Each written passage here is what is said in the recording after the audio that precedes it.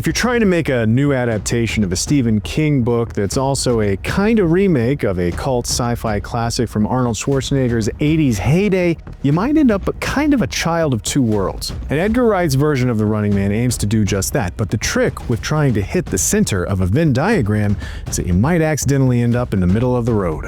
I'm Clint Gage, and it's time to start running. This is my review of Edgar Wright and Glen Powell's The Running Man. So kiss my ass twice. Right there is why you can win this game. The Running Man of 2025 is the product of a few iterations that came before it. Most of its DNA is from the Stephen King novel from his days in the early 80s, using the pseudonym Richard Bachman. It was a heady piece of speculative sci-fi that's dark and brooding without a lot of room for hope. But The Running Man is also an Arnold Schwarzenegger movie from 1987, the glory days of campy one-liner action flicks that left most of the meat of their source material off the screen. See also Total Recall, in favor of a little extra flash and sizzle. Well, that hit the spot. Now, all of this makes The Running Man primed for a revisiting, but it also makes the latest version of the story a little difficult to talk about out of context of the book and the previous film. So on one hand, there's the much darker source material that this movie is trying to honor in ways that Arnold's 80s version didn't come close to, but on the other hand, there's a fun action movie that needs to happen in there somewhere. Balancing these two factors is where The Running Man doesn't quite keep up. There's plenty in the movie that works, though. For starters, there's Glen Powell. This guy is one of the biggest stars on the rise at the moment, and his performance in The Running Man isn't going to change anybody's mind about that. And this is effectively his first time out as a proper leading man action hero, and it suits him for the most part. He tops off his anger-forward take on Ben Richards with just the right amount of vulnerability. It's honestly the thing that Harrison Ford made his whole career on. I'm not saying he's Harrison Ford yet, but there's that strong and capable and all of that in the forefront, but he's also not trying to hide the fact that he's in over his head. But I do think I like the cockier than he deserves to be version of Glen Powell, the one from Top Gun Maverick and Twisters, a little more than this angry everyman. But he still does a really solid job. Stop filming me! For me personally, my experience watching The Running Man was another lesson in maybe coming in a little too hot. I've been crazy excited to see this movie since it was announced. Edgar Wright directing this specific movie at this specific time felt almost too specifically perfect. It ticked all my boxes, so the film had a lot to live up to, fair or not. And while his signature is still on parts of this movie, I think it was missing a full dose of Edgar Wright. But the title sequence, for example, is full of slick shots that communicate a lot of information visually and very effectively. There's one that's in the trailer with Ben walking through the street past a line of people waiting for a chance to buy medicine. It's great movement and great blocking, the composition is lovely, and it tells a story all by itself. It's vintage Edgar Wright. The drone shot that follows Ben through the halls of a building that the hunters have him trapped in is another one like that. The move is not for movement's sake, it's rooted in the TV broadcast that the film was portraying. There's a motivation to the swoop and dive through the halls that's both cool to look at and it furthers the story. It's the kind of visual language that's made Edgar Wright one of my favorites, but it's also the sort of storytelling that only happens in fits and spurts throughout this film, and Wright's fingerprints aren't too visible for most of the movie. I will say though, the other real standout in the cast is Coleman Domingo, who is having an absolute blast as Bobby Thompson, the ringmaster of the Running Man circus. Now for every bit of the film's color palette that felt a little drab, going from a gray and imposing near-future dystopian city to the brown and barren countryside, there was a sparkly jacket draped over Bobby Thompson. So Domingo is a bright spot, to be sure, but he also serves an important function for the movie. He's heartless enough to write off the hardships the runners have to endure and the lies that he's telling about them to stir up the messes with a, hey, that's showbiz, babe, kind of cockiness. But he's also savvy enough to navigate the dangerous waters he's swimming in. Plus, he's charming as hell, looks incredible. He's a ton of fun and deployed in exactly the right way. He represents just about everything that's wrong with the society being depicted in The Running Man. This is America, goddammit! And we don't put up with no bullshit! There are also a ton of great little details in the production design that flesh out the world a little bit.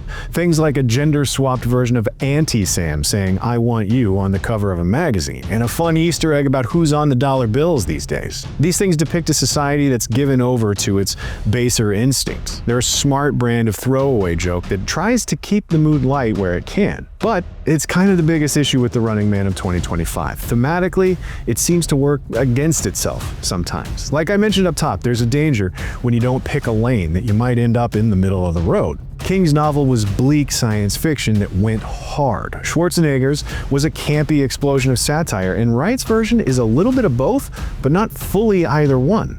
My read is that it's a movie doing at least three things well enough, but not doing any of them as well as it could have had it just focused on one of them. First of all, it's not bombastic or absurd enough to feel like a proper biting satire. For sci-fi satire to really work, you need to create a little bit of distance between the work and the real world. The Running Man 2025's near-future dystopian is a little too near to the present to have a lot of fun with. It's a world of enormous wealth inequality, health crises, and authoritarian governments that doesn't feel plausible like it did when King first wrote about it 40 years ago, so much as it just feels familiar. So the film's conceit feels a little too mundane to cast our current society in a different, more questioning light, like a truly effective satire should do. Secondly, on the opposite side of that coin, I don't think it's subtle enough to work as a thrilling sort of melodrama, because every time the film gets heavy and dramatic, they double down on that weight. Now, like I said, the world of Co-op City on screen is a dark one, filled with every kind of problem we're currently facing, from affordable medicine to deep fakes lying to us. They're the kind of problems that deserve some weight. When Powell's Ben Richards goes to this intense, "this is about my family" place of earnestness, however, there's no release valve on it. Michael Cera has a moment in his brief stint in the movie that allows us a little bit of lightness in the middle of everybody's despair, but it comes and goes pretty quickly. I will say, though, there is a spectacular running gag making fun of the Kardashians, and I could have handled a whole movie about that particular reality show that pops up on TVs throughout this film. If everything else in the movie felt a little too close to home, this show actually felt a little dated, but in a clever way. Like, my God, in the future we're still doing this? There's really a smart bit of commentary there, like this celebrity culture stuff just never goes away and never looks any different either. So, full marks for that bit. That's crazy, right? But I think you can see the thriller part of this movie not fully working in Josh Brolin's villain Dan Killian as well. So as a network executive tasked with distracting the masses by televising a modern gladiator arena with a more open world flavor, he's a solid son of a bitch that's easy to hate. But by the time he has his inevitable come apart, I honestly didn't really buy it. There wasn't much of an arc to his villainy that might have been there had he been able to have as much fun as Coleman Domingo was having chewing up some scenery. Either way, had Killian arrived at the end of his story in a bit more of a believable way, I think the whole film would have been a little better for it. But thirdly, I don't think the action was inventive enough to make The Running Man really sing as an action film.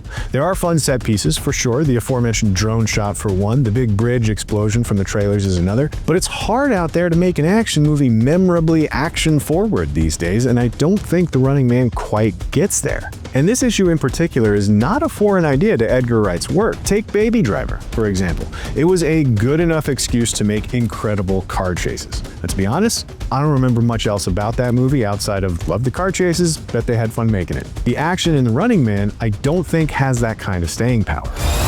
Holy shit, is that C4? That's not for sale.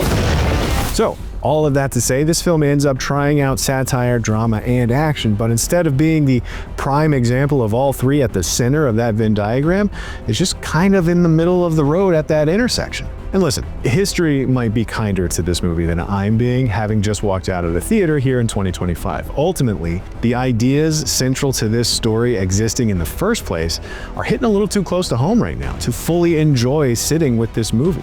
Weirdly enough, The Running Man might have more in common with Idiocracy than it does 1987's Schwarzenegger version, in that it's a fun bit of sci-fi that proved to be a little too prescient for comfort. It's like, I don't really know what to do with this right now. Ultimately, this is a movie that wants to have teeth. The subject matter deserves them, and Glen Powell's performance as an angry everyman becoming a reluctant revolutionary icon does as well. And the statement Stephen King made more than 4 decades ago about the fickle nature of truth in the media and mass consumption and unequal distribution of wealth are every bit as relevant today as they were back then, so they ought to be taken seriously. And the story of The Running Man, in all of its now 3 iterations, is a great piece of sci-fi that I, for one, really enjoy, and I'm glad it's being retold. Edgar Wright's film seems to be caught in between two very different versions of it, though. It's a solid movie, one that I'm looking forward to watching again, but I don't think it's running quite hard enough. I got a grenade! Back at you. And so, The Running Man is getting a 7. It's a very well put together film, and more so than not, it's full of charming performances, clever little details, and some frankly less outlandish than I'd like social commentary. Even though Edgar Wright's stamp isn't clearly on every sequence like some of his previous work, The Running Man sprints where it needs to, giving Glen Powell his first chance to be a full-fledged action hero. It's a movie that lives up to its heritage, but it gets a little tonally caught between the book and its first, more Arnold-y adaptation. It does a few different things pretty well, instead of doing one thing really well. I'm still here, you shit-eaters.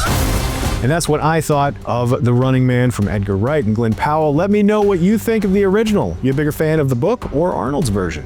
And in the meantime, for more movie reviews about characters just trying to survive their difficult circumstances, check out what we thought of Predator Badlands. And for everything else, be sure to subscribe to IGN wherever you like to watch.